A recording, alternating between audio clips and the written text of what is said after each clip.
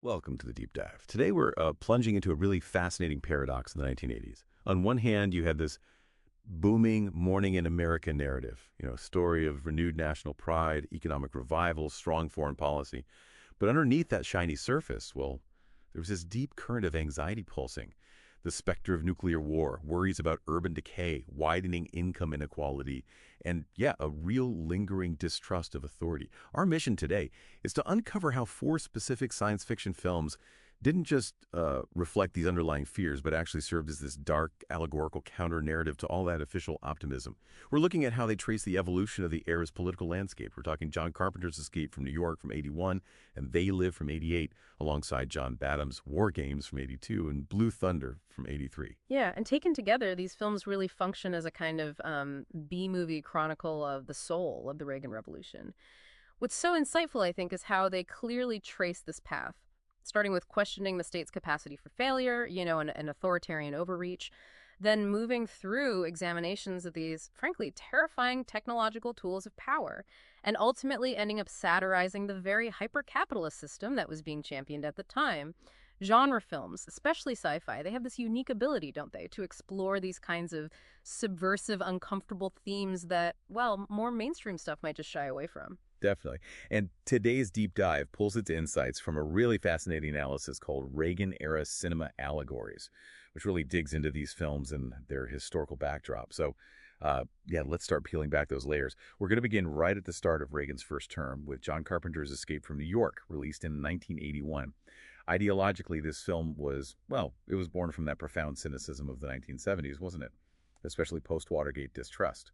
Oh, absolutely. Carpenter himself said he had a real cynicism about our president driving the story. So much so that studios, they initially thought it was just too dark to even make. And that central premise, Manhattan transformed into this walled maximum security prison, a really potent allegory, isn't it? It is. It directly reflects how people saw American cities back then, late 70s, early 80s. Yeah. This perception of them being crime-ridden, bankrupt, and ungovernable wastelands.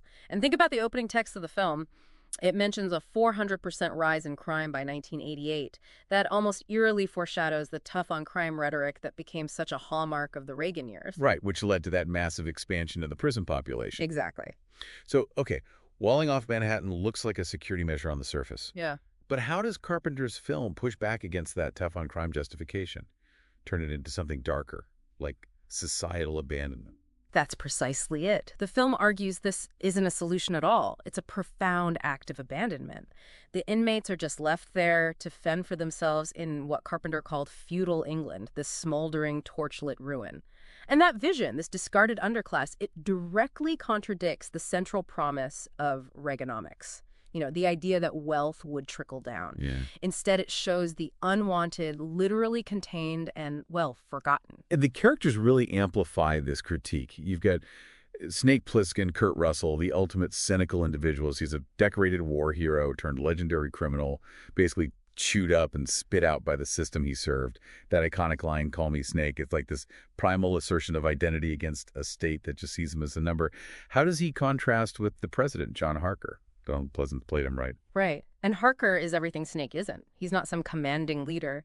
He's portrayed as weak, vain, and callously detached. That scene at the end, his dismissive gratitude to Snake while he's just preening in a mirror, it really underscores the establishment's utter disregard for the human cost of its power. He's the embodiment of a failing, self-absorbed state, really.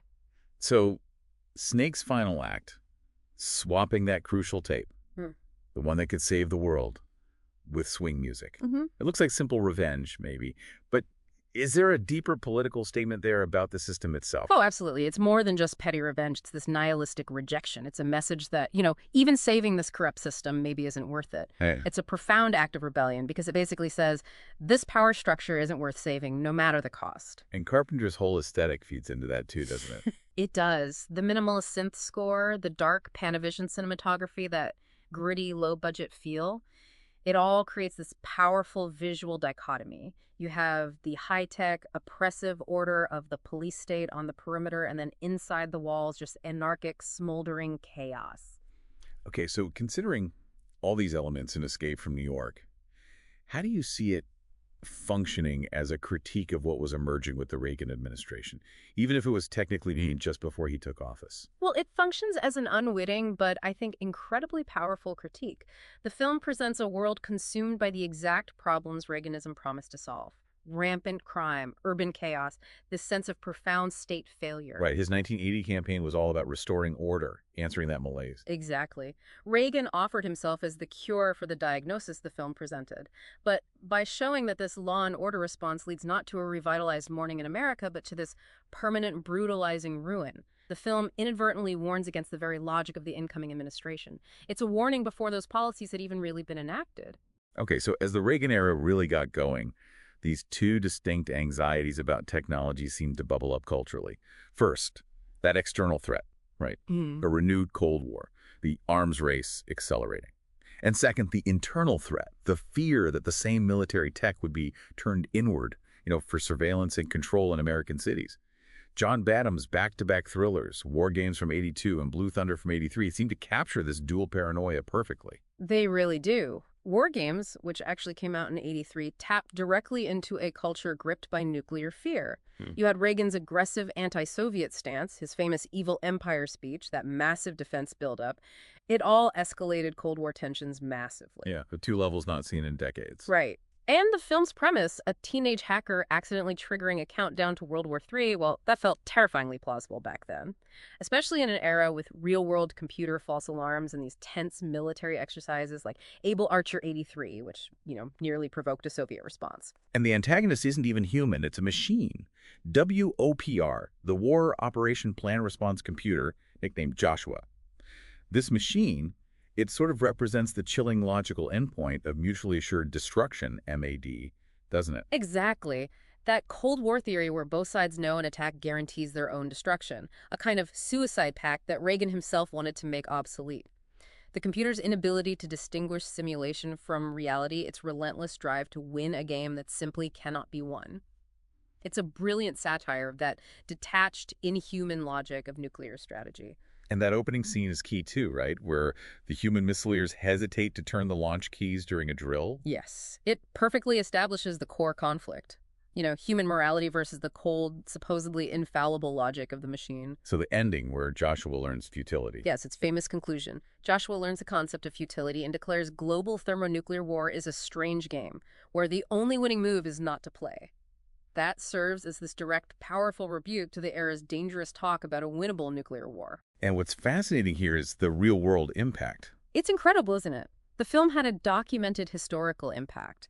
After Reagan saw it at Camp David, he apparently got deeply concerned, asking his top military advisors, could something like this really happen? Oh. And that question, prompted by a fictional thriller, actually set in motion events that led to NSDD 145, America's first national policy directive on telecommunications and cybersecurity. That's amazing. Okay, so if WarGames explored the global fallout of Reagan's military buildup, Blue Thunder brought that paranoia right home. The helicopter in that film. It's not just a police vehicle, it's advanced military hardware designed for riot control and urban pacification. Precisely. Its secret project name, THOR, Tactical Helicopter Offensive Response, leaves absolutely no doubt about its intended purpose. How does the film sort of prophetically visualize that bleeding of military tech and tactics into domestic law enforcement, especially during the emerging war on drugs? Well, with its whisper mode, its thermal cameras, those powerful unidirectional microphones. The helicopter is the ultimate tool of a burgeoning surveillance state. It's like a big brother hovering in the sky. Apparently, the film's writers were directly inspired by just the constant intrusive presence of LAPD helicopters in their own LA neighborhood. Right. And those scenes where the pilots use the tech for, well, voyeuristic purposes. They aren't just for titillation. They're a blunt demonstration of how that kind of power invites abuse and fundamentally erodes privacy. And the hero, Frank Murphy, played by Roy Scheider. He's a Vietnam vet. Yes, haunted by PTSD. His trauma makes him inherently suspicious of the military-industrial complex and its smiling face, Colonel Cochrane, the villain. Murphy represents a generation scarred by a foreign war, now horrified to see the tools of that conflict being repurposed against American citizens. Okay, so we have these powerful technologies, these tools of the state. But what about the individual in this picture? This is where it gets more complex, maybe. It does, because these two films show technology as this profoundly double-edged sword. And that perfectly mirrored the public's complex relationship with tech in the 80s. Right, because the decade also saw this explosion Yeah. in personal technology, home computers, VCRs, video games, stuff that felt empowering, liberating for the individual. Exactly. In WarGames, David Lightman's humble little MSI 8080 computer is his tool of empowerment. It allows one person to challenge the massive, oppressive tech apparatus of the state. Mhm. And similarly, in Blue Thunder, while the helicopter itself is the instrument of state oppression, Murphy's rebellion hinges on something low-tech getting hold of a U-matic video cassette.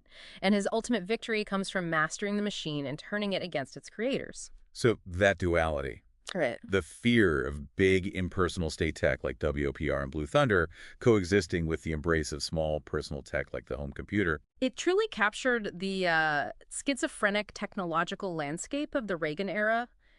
These films allegorize that struggle, don't they? The individual, armed with new personal tools, pushing back against the ever-expanding, ever more intrusive technological power of the state. It's a fascinating look at how society was grappling with technology's promise and peril all at the same time.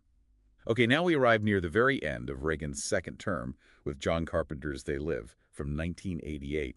This film feels like the thematic culmination of the decade's anxieties, shifting its critique from the state and its tech to, well, a full-throated satirical assault on the entire ideological and economic system of 80s America. Oh, definitely. Carpenter was very explicit about it. He called the film a wake-up call, said it was born from his outrage over Reagan-era policies, the rise of the materialistic yuppie, and that widening gap between rich and poor. And the aliens, they're these ghoulish, bug-eyed creatures, but they're not military invaders in the usual sense. No, not at all. As Carpenter described them, they're free enterprisers from outer space. They're exploiters. They're treating Earth like a third world planet. Their goal isn't conquest. It's just pure profit. Depleting resources, bribing human collaborators with wealth and status, creating this class of willing accomplices who sell out their own species for a piece of the action. That raises a really important question for the film, doesn't it? It does. Are you saying this is a direct parallel to that greed is good mentality that sort of permeated the decade? I think it makes that metaphor brutally literal, yes. It's a direct hit on that ethos. And the film's most brilliant, most iconic device has to be the sunglasses. Oh, absolutely. Carpenter uses this seemingly simple prop to just peel back reality. When Nada puts them on, the vibrant, colorful world of 80s consumerism is stripped away. Suddenly you see this stark, black and white reality of pure control. Billboards, magazines, TV screens. They're not advertising products anymore. They're broadcasting simple commands. Obey, consume, do not question authority. Even this is your god on a dollar bill. Right. How do they become such a powerful symbol for the film's critique? Well, it's powerful because it visually strips away the illusion. It's basically a literal visualization of, you could say, a Marxist ideology critique. The idea that consumer culture isn't just about choice, but it's a carefully constructed system designed to keep people docile, unaware of how power really operates. Mm-hmm. It argues consumer culture is this sophisticated system of social control, right? A dream state engineered to keep people distracted while the ruling class reaps the rewards? Precisely. And the struggle against it is explicitly a working class one. The heroes, Nada and his friend Frank, they're blue-collar guys, displaced by the new economy. Which brings us to that legendary fight scene. Nearly 6 minutes long, this back alley brawl over whether Frank will put on the glasses. It often gets a laugh, but how does it function as a metaphor for, say, the difficulty of raising class consciousness? It's brilliant, isn't it? Because Frank desperately resists seeing the truth. The blissful delusion of the status quo, however grim it actually is, feels safer than confronting the horrifying reality of his own subjugation. The fight just shows how incredibly hard it is to shake someone out of that comfort zone, that denial, even when the truth is right there. And the film's whole aesthetic, people call it cheesy blunt at the time, that feels deliberate too. Essential to its politics. Completely deliberate, yes. By embracing those low-budget B-movie tropes, casting a pro wrestler Roddy Piper in the lead, using that pulpy dialogue like Nada's famous, "I have come here to chew bubblegum and kick ass, and I'm all out of bubblegum." Classic line. Right. And featuring that over-the-top action, Carpenter crafts a populist statement. Its style is a direct rejection of the slick, polished aesthetic of the mainstream yuppie culture it's attacking. Its quote-unquote badness is a form of camouflage. It's like a Trojan horse smuggling this radical critique of capitalist ideology inside the accessible package of a sci-fi action flick. It's kind of genius in its directness. Yeah, I think so. So this allegorical journey traced by these four films across the Reagan decade, it's a remarkable chronicle of a nation's shifting anxieties. The narrative starts with that cynical distrust of a failed, corrupt state in Escape from New York, a feeling really carried over from the 70s. Then it evolves to confront the terrifying new tools of Reagan-era power, the external threat of automated nuclear war in WarGames, the internal threat of militarized surveillance in Blue Thunder, and finally, with They Live, the critique becomes total. It tears away the whole facade of consumer capitalism to expose the ideological control mechanisms underneath. And crucially, because they were genre pictures, B movies essentially, they could explore these really subversive themes that maybe more serious dramas of the era just wouldn't touch. And looking back, the legacy of these films is their startling prescience, isn't it? The issues they raised. That widening chasm of wealth inequality, the rise of the surveillance state, the militarization of police forces, the power of mass media to manipulate and distract, the hollowing out of the working class. None of that disappeared when Reagan left office. Far from it. Not at all. As John Carpenter himself later said about They Live, he reflected, the 80s never ended. It's a documentary. It's not science fiction. Wow. Watching these films today, you're struck by how the anxieties they channeled have really become the defining political and social realities of the 21st century. They weren't just B-movies, they were like the surprisingly clear crystal ball and the dystopian future they warned of.